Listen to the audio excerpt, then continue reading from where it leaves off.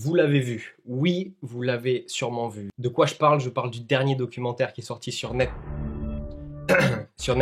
Bon, ça suffit. Sur Netflix. Produit entre autres par James Cameron, Arnold Schwarzenegger, Jackie Chan, Lewis Hamilton, Paul Chris et Novak Djokovic. Ouais, ça fait un paquet de monde. Avant que je commence cette vidéo, je t'encourage vraiment à aller voir la vidéo de Nevin sur Fitness Logic qui va soulever un paquet de points te montrant que plusieurs des exemples de ce documentaire sont infondés. Sur cette vidéo, je vais m'en tenir à vous expliquer pourquoi consommer de la viande au quotidien n'est pas un danger, parce que oui, à la fin du documentaire, on peut un petit peu en douter. Il est fort quand même ce James Cameron, autant de prouesses visuelles que dans Avatar, pour nous faire penser que la viande est le cancer incarné.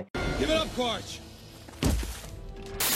Pour réaliser cette vidéo, je me suis appuyé sur l'excellent article de Menno Hanselman sur le sujet. Je t'invite à aller le checker, il est en première ligne de la description. Si tu maîtrises un petit peu l'anglais, tu pourras vérifier par toi-même toutes les sources scientifiques qui sont citées, il y en a un paquet. Donc dans cette vidéo, je vais m'efforcer de vous expliquer le sujet en faisant extrêmement simple, comme d'habitude. L'article de Menno commence par nous dresser un tableau où il nous explique que de plus en plus de personnes deviennent véganes, végétariens, etc.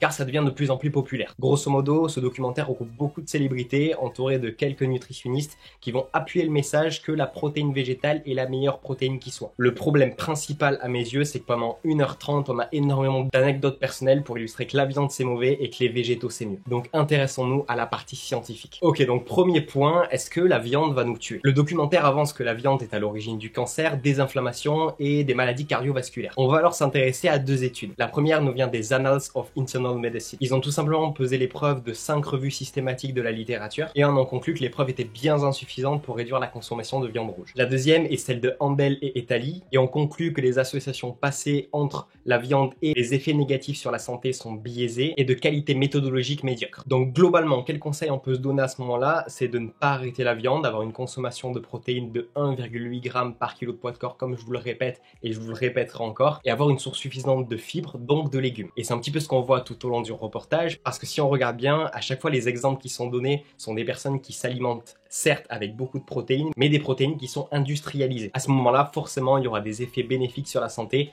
à passer à des protéines végétales et à manger plus de fibres. On passe donc directement sur le deuxième point, qui est: est-ce qu'un régime végétarien est-il meilleur pour la santé? En règle générale, un végétarien va être en meilleure santé qu'un mangeur de viande quelconque, étant donné qu'il se soucie déjà un minimum de leur santé. Il investit donc plus dans son régime qu'une personne moyenne, ce qui va expliquer qu'il va avoir un pourcentage de masse grasse plus faible, un apport en fibres qui va être plus important, ainsi que des vitamines et des antioxydants plus élevés que le mangeur de viande. Là où ça devient intéressant, c'est si on s'intéresse au taux de mortalité. Je vous invite directement à aller voir sur l'article de Menno, je vous mettrai peut-être un extrait ici, mais vous pouvez voir qu'entre un régime omnivore et un régime végétarien, les taux de mortalité sont quasiment similaires. Donc certes, les plantes vont offrir certains avantages sur la santé, mais les aliments d'origine animale également. Alors que les plantes vont briller en vitamines, en antioxydants et en composés phytochimiques, les aliments d'origine animale ont une qualité protéique bien plus importante et sont généralement plus riches en minéraux biodisponibles comme le fer, comme les oméga 3 ou comme la vitamine B par exemple. Il est donc logique après tout ça de penser que l'ajout d'aliments d'origine animale à un régime végétarien peut être bénéfique pour la santé. Et sur le long terme, un régime végétarien a beaucoup plus de chances de développer des carences. Petit aparté, si on s'intéresse aux sportifs qui étaient présentés lors du documentaire, si on s'intéresse encore une fois à eux aujourd'hui,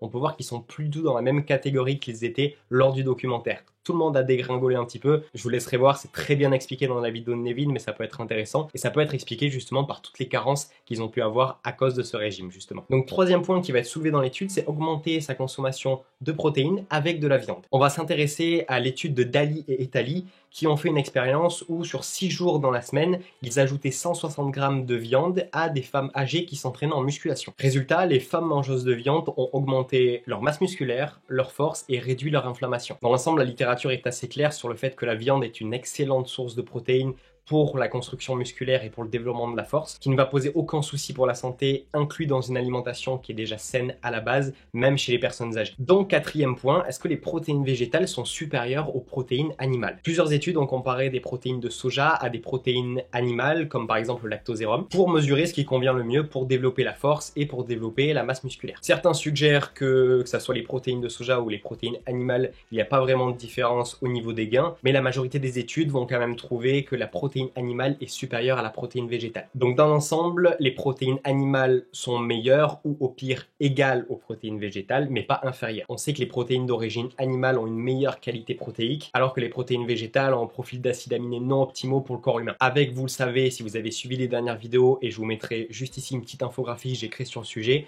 une digestibilité qui va être assez médiocre due aux antinutriments. Et ça, je trouve vraiment dommage qu'on n'en parle pas dans le documentaire parce que c'est quelque chose d'assez important à mon sens. Donc pour en conclure avec cet article et le documentaire, on peut voir que les protéines animales sont supérieures aux protéines végétales. Elles sont beaucoup plus qualitatives et bien plus optimales pour le corps humain. Donc si à l'heure actuelle vous n'êtes pas végétarien pour des raisons éthiques, rien ne vous pousse à le devenir, que ce soit pour votre santé ou pour votre physique. Si vous êtes aujourd'hui un végétarien pour des causes éthiques, vous allez sûrement devoir travailler un petit peu plus qu'un omnivore pour atteindre les mêmes résultats à la salle. En tout cas, c'est tout pour cette vidéo. J'espère que ce format vous a plu. N'hésitez pas à me le dire en commentaire. J'espère que pour les personnes qui ne parlent pas anglais, c'est quelque chose qui vous a servi d'avoir des réelles références scientifiques sur ce documentaire. Je vous invite à laisser un j'aime si la vidéo vous a plu, à vous abonner si ce n'est pas encore fait, et nous on se retrouve très vite pour une nouvelle vidéo. See you!